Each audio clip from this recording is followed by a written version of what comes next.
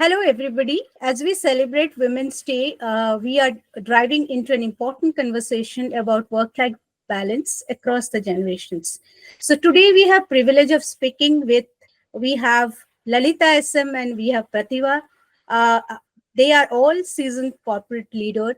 And here we, explore how priorities, challenges, and expectations have evolved for working women over the years. Guys, as we have discussed, we are very curious to know about the work life balance through generations. To start with you, Pratibha, how has your definition of work life balance evolved? Yeah, thank you, Pompi, for asking that question. And I was listening to smiling to myself, going back into my journey of almost 30 years now in the industry. So, of course, it's been, the sine wave, I would say, with sometimes personal priorities taking preference in terms of family, children, and all of that. And sometimes it is work. So what I would say is in this whole scenario, it is important to seek support. Okay, be it Yeah. on the work front or be it on the personal front. We will not be able to do everything just by ourselves. We need that support on both the fronts, and it is important to ask for that support when we need. It is important to communicate, let's say, to the family that this is a phase where possibly my work is taking precedence, and I will need you to be considerate about it. And at the same time, sometimes when your family takes precedence, you will have to communicate the same to your teams, your managers, etc., to seek that support, right? I think that is what actually helps us to go forward from a work-life balance perspective, because we definitely have our share of uh, you know different kind of things that we need to do uh, in managing the work and life. Thank you. Very prudent advice, I would say. So, Lalita, work life balance, do you think it's like a unicorn everyone talks about? No one actually has seen it. So, I would like to hear, some of your biggest challenges at different stages of life, starting your career, raising family, or now that you are managing both. Yeah, absolutely. I think I second the thought that Pratibha and Jigna shared, right? I think it's some of the common challenges that we all face. But to me, Pompi, I think, it's no more about balancing work and professional life separately, right? It is more about blending both of them together very, I think neatly. That is what it is about. Because in most of the situations, or significantly, the work activities actually spills over our personal time, and vice Yes. versa also happens. But that is part of the journey we are in. That is part of the beautiful, decision that we have made.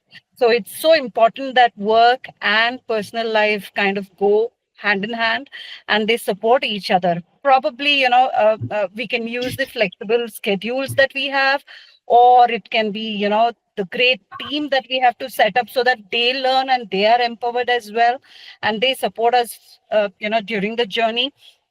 Or it could also be, just judiciously look at the time that you allot for different things, right? So look at how the priorities are and what takes precedence at that point in time, and make those decisions and go forward. So I think blending is more the buzzword these days rather than balancing act. I agree wholeheartedly. So I come with that. I come to the second part of our discussion, and this is about balancing family and career priorities. It is interesting how work-life balance mean different thing to a different generation, right? So they say then Gen X often had to juggle demanding career while raising children. So Pratibha, to you, how did you navigate that? Yeah, I mean, like I said earlier, it is important to kind of look at how do we prioritize and reprioritize at every stage of our career and our lives, right? As we go through our personal journeys, at the same time, the professional journey is also on. So basically, it is all about prioritizing and looking at what takes precedence at what point of time. So if you ask me personally, I did take a year-long break when I delivered both my children, Oh, right? Because I wanted to be with them as they progress in their first year, to see how beautiful that journey is, to experience that. And hence I decided that I will take a year-long break. After they turn 1 year is when I'll go back to work. yeah, And organizations that I worked with supported me with that. They also helped me to quickly kind of gear back into what was happening, because 1 year is a long break. There's a lot that would have changed in the organization when I went back. So they actually helped me to kind of gear up and come back uh, up to speed very, very quickly. So that's how I look at it, Pompey. yeah. And I can, I was just pondering on this, and I could resonate with what you just said. I also did the same when I had my son. Yes. So, yeah. The leaders, next question related to this topic is, have you noticed a shift in expectation among the younger professionals, especially, Gen Y and Gen Z? See, so I would ask, so Lalita, Yeah. they say in corporate corridors that Gen Z believes in setting boundaries. They'll ignore an email at 6 p.m. Like it's an X, and they don't want to, text back. Any thoughts on that? Do you think Yeah. they approach it differently than the previous generation? I'm just trying to see, uh, the Gen X and the way they struggle versus the Y who are starting families versus the guys who, from the beginning are very clear on what their priorities are. Yes, Pompi, I think there is a significant difference, right, that exists with Gen Zs and millennials, right? So, I mean, obviously, if we all look back to the times when we were kind of, fresh into the professional commitments, I think we were not so digitally savvy at that point in time, right? But today they are so well aware. They are digitally probably native, and they value immediate feedback, and they kind of prioritize individual autonomy, right? As you rightly said, they just want to set the boundaries, but I don't think we ever did that in our times, and even today Yeah. we don't do that, right? So Mhm. we come with that kind of mindset. So they also prefer more collaborative environments and constructive feedback so immediately. I think that is where our organization policies and procedures and things should kind of realign, so that we can provide them with workplaces a little more flexible than what we had, and purpose driven, probably, right? And that is what they expect. And they're more tech savvy, and so it's so, and mostly uh, after COVID, it's also about prioritizing work life, and to give those flexibilities. And yeah, they look at transparent communication and all of that. I think some of the policies, for example, I think Jigna was talking about maternity and things like that. So even today in my team, we have those cases, but we do go beyond the gender things, and we give them those flexibilities. We look at their career development, and even before they leave, we have a plan to do what next for them once they come back. So these are certain things that as an organization, that we should kind of look at, and that is something that their expectations are, and I think it should be a win-win situation to both, and see where to draw the line, and where we can provide the flexibility. Oh, yes. So you kind of, touch the subject I was coming to next, adapting to flexible work and changing expectations. So my question to you, Pratibha, with remote work, COVID has changed It's been a blessing in disguise. So, with remote work, hybrid models, flexible hours becoming more common, how has your generation adapted to the changes? Um, Yeah, in terms of how the Gen Zs are looking at setting the boundaries versus our generation, not really learn to set the boundaries. And with hybrid work, with what COVID has blessed us, uh, the line between when you're working and when you're not working is completely blurred.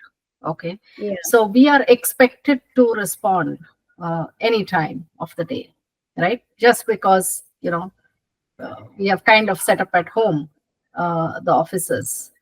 yeah, So it's a plus as well as it has its own minuses, right? So yeah, again, here is where I think we need to learn how to set those boundaries, at least with certain timelines, where we really say, okay, we are now logging off so that this time, the space is mine and it's not really belonging to work, right? That is very, very important with hybrid work that is coming up. At the same time, I think another point that Jigna mentioned earlier is that we should not take it as an entitlement, and we hmm, should really look at it as a facility which is helping hmm. us in many ways. Maybe, if I talk about Bangalore, beating the Bangalore traffic can be a big one, right, for us. So that's how we have to look at it. Yeah. Okay. Thank you. Okay, so we are at the final, segment of our discussion, which is lessons and advice across generations. So they say experience brings wisdom and the fresh perspective brings innovation. So what's that one thing that you have learned from younger colleagues? So I think we already said that what we have learned from our younger colleagues is how to set boundaries around the times, Mhm. right? And how to possibly look for feedback pretty much instantly, which will help us to kind of do course correction and move forward, right? Okay. So those are Lalita? things I would say. I think I already said this, Pompi. I think it's about, the younger generation needs that, instant validation, and they want more of collaboration, and they want constant, connect, right? And of course, as Pratibha mentioned, it's about drawing the boundary. I see that happening in, our interns as well. So they're not, we even today, if somebody asks me to kind of be there at office and do this and stretch beyond, I'm more than willing to do that, but that is there, they just want to balance it out very, very clearly, and they've set the boundaries. So probably I don't know if I will ever learn that, but yeah, there's more of collaboration. They want to talk and they want to grow fast. So yeah, these are some things that I think they have that zeal to kind of look at how do I grow, what are the different roles, and what is that sounding really great in the market and all of that. So yeah, that is something probably to an extent we can all pick it up. Okay. Jigna, pretend this is your TED Talk moment. What is one piece of wisdom that you would drop to the Zen X, that is us, before we all pretend to check out our emails? So if I can go first, one Yes. piece of advice, I can say, or the pearls of wisdom, you can say, for our generation, and I think every generation, would be to learn, right? The learning is a journey, and it's not the end of anything. So that is something that I would say would keep us or help us to keep pace with the changing times. Perfect. Sure, I Yeah. think I can go next. So, one piece of advice, as Pratibha said, right? Take it Mhm. as a piece of advice or something that we all want to take it forward on this day. So, just want to remind everybody, right? I mean, it's not just for Gen Z or to us. I think largely to everybody, to remind us or you to never stop chasing the dreams, which is very important. Don't let anything back hold you back from achieving what you want, which is very, very important. I think we all will go through those challenges, and personally and professionally as well, but do not let anything kind of bring you down. And each one of you have your own unique skills, ideas, and perspectives, which is very, very important. And that makes a big difference to the professional life, to the world at large, and I assume even to your personal life. So keep pushing the limits, supporting each other, and as Pratibha mentioned, learning, right? It's a continuous journey. So I think, technologies change, and we have to keep ourselves abreast. So if we have to be there, right? And believe in your potential. I think that is very, very important. And together we can make a workplace even better. Yeah, yeah, perfect. I think, I totally agree with your thoughts. And one more thing that, I personally feel is, the inner conviction that you want to do something, and maybe because, you want to be nice, or, you want to, you know, be collaborative. There are things you see coming which may not be good for the project or team in a long run, but you kind of give in. Has something like that happened with you guys? Not sure if I understood the question, but I think it's uh, it's more more about. you as a, you want to be a, you know how do I say it? I mean, you are convinced, you have conviction that this decision may not go right, but sometimes you have given in, Oh, uh, yes. because the others also, probably, are, when you are collaborating for a project or something, we are having a group discussion, you are convinced that this will go wrong, but you have given in. So has something like that happened, in because I have heard from Xanax many times that, okay, no, I want to be a team player, so I've agreed to do something that maybe I was not comfortable with. Has that So happened? if I can, yeah, if I can take that. So basically, what you're trying to say is possibly because of our experience that we carry, we might have certain, ideas that maybe this will not work, right? And we are deeply having the conviction that it will not work, but we are allowing the team to go ahead and implement it because it's all part of failing and learning, right?